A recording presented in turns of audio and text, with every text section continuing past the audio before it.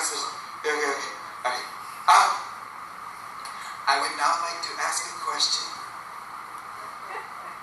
Is anybody here familiar with the body fluid greeting? Is anybody familiar with the body fluid greeting?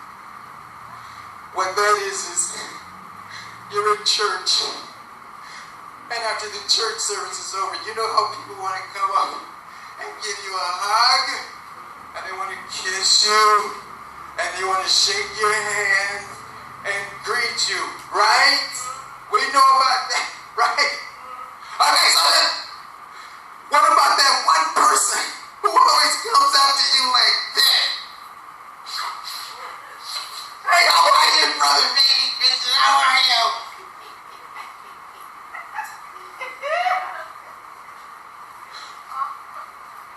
I'm a Christian and I want to be loving and greet people. But what am I supposed to do with that? What am I supposed to do? Do I go, hey, that's quite a generous handshake.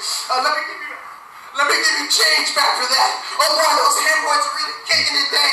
Give me a high five if you've been there. What am I supposed to do with that?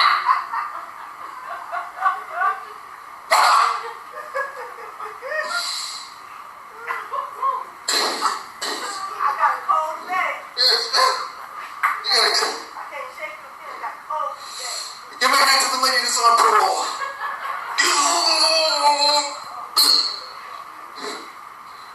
Okay.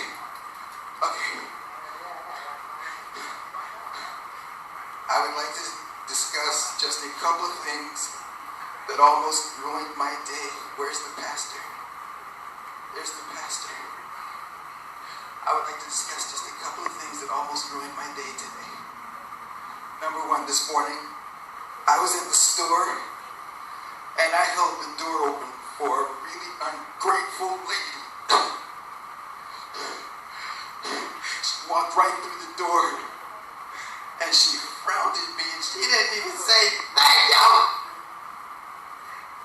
They didn't say thank you. I left that store and I was thinking all day. I said to myself, it's okay. You did that for her so she would Jesus. You did that for her so she would Jesus. You did that for her so she would Jesus. You did that for her so she would Jesus. But frankly, the only thing that she and Jesus had in common was the fact that Jesus required 40 days and 40 nights in the wilderness to be more like his Father. And that lady required 40 days and 40 nights in the plastic surgeon's office to look less like my father. Oh, I'm sorry. Oh, I repent. I'm sorry. That's not right. I take it back. I'm sorry. Okay, I'm sorry, sir. So then,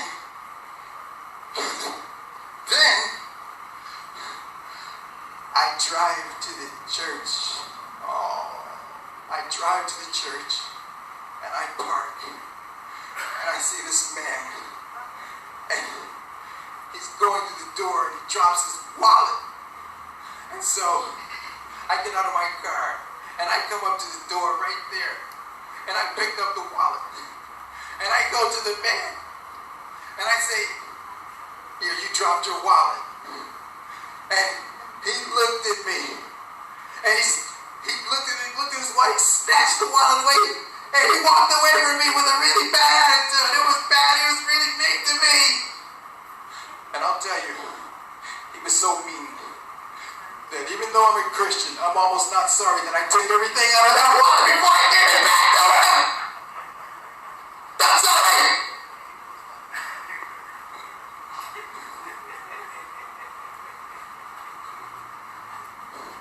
He had a bad attitude, but I'll tell you when I repent, I'm going to give him his money back right now. Here you are, pastor, but you shouldn't have such a bad attitude.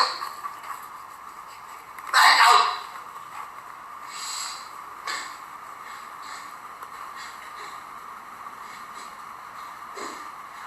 And finally, the last thing is I've been out of town for 2 weeks visiting relatives.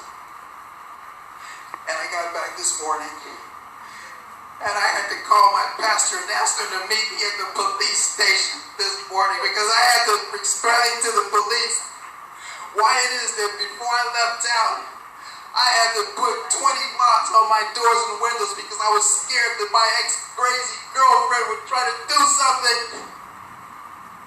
I spent 5 hours explaining to her that she was crazy, so I felt that the only thing I could do before I left was put 20 locks on the doors and on the window of my place because I was afraid she was going to do something really crazy, like try to break out of my apartment before I left. I'm sorry.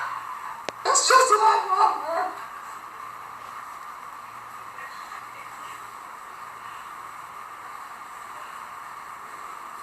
I love her.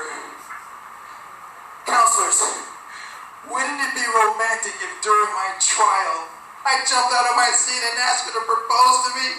Wouldn't it? Wouldn't it? Wouldn't it? Wouldn't it? Wouldn't it? Wouldn't it? Wouldn't it? Wouldn't it? Wouldn't it? Wouldn't it? Wouldn't it? Wouldn't it?